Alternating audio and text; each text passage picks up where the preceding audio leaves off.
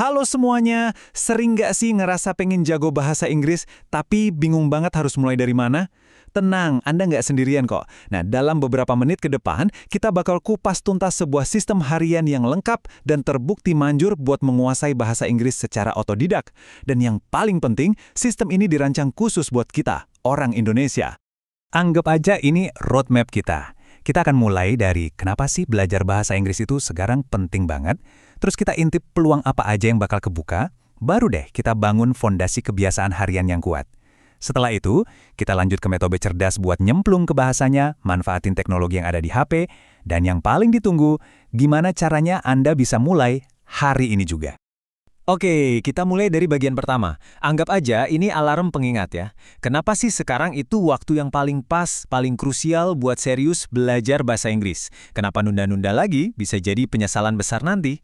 Coba deh jujur sama diri sendiri. Pernah nggak ngerasa ketinggalan gara-gara bahasa Inggris? Mungkin pas lihat temen dapat beasiswa ke luar negeri, atau rekan kerja yang dapat promosi karena bisa presentasi ke klien asing, atau bahkan sesimpel pas mau nonton film favorit tapi harus nungguin subtitle. Perasaan itu nyata loh, dan itu sinyal penting buat kita.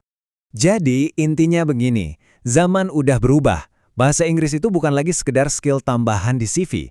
Sekarang, ini udah jadi semacam, SIM untuk masuk ke jalan tol global.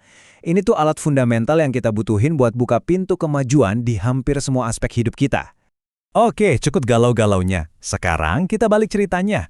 Kita lihat sisi positifnya yang keren banget. Emangnya apa aja sih manfaat nyata yang bisa langsung Anda rasain begitu kemampuan bahasa Inggris Anda meningkat? Nah, lihat deh. Manfaatnya ini spesifik banget. Buat Anda yang masih siswa, pintu beasiswa dan kampus-kampus top dunia itu terbuka lebar.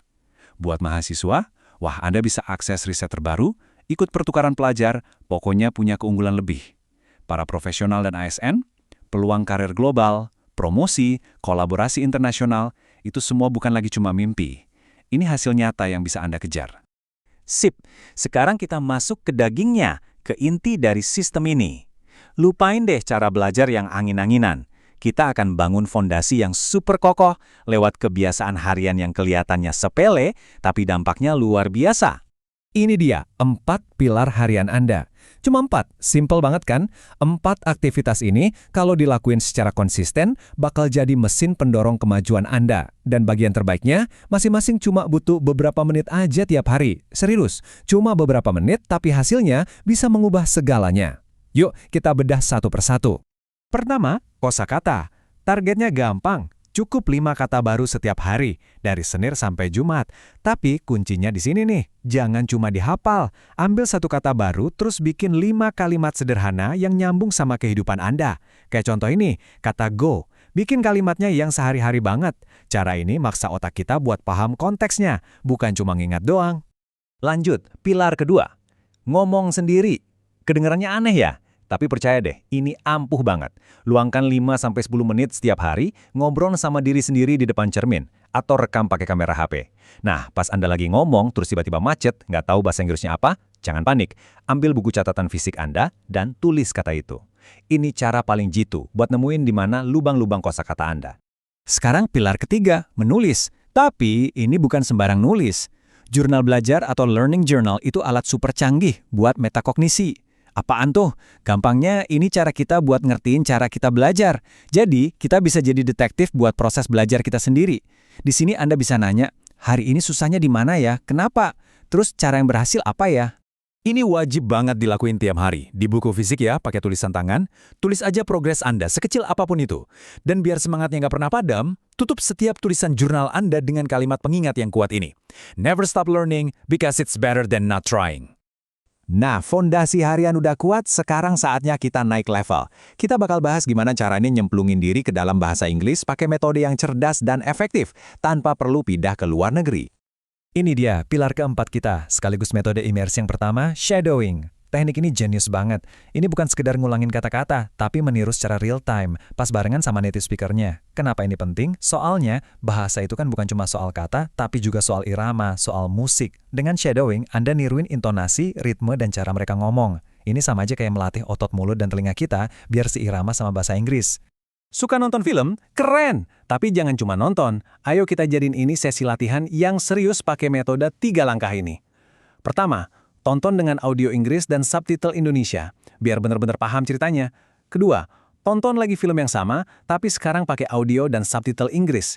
Di sini Anda menghubungkan suara sama teks. Nah, yang ketiga, tantang diri Anda. Tonton lagi tapi tanpa subtitle sama sekali. Ini ibaratnya nge-gym buat telinga Anda. Buat Anda yang hobi baca, ini surga banget. Mulai aja dengan graded readers. Itu loh buku-buku yang level bahasanya udah disesuaiin buat pelajar.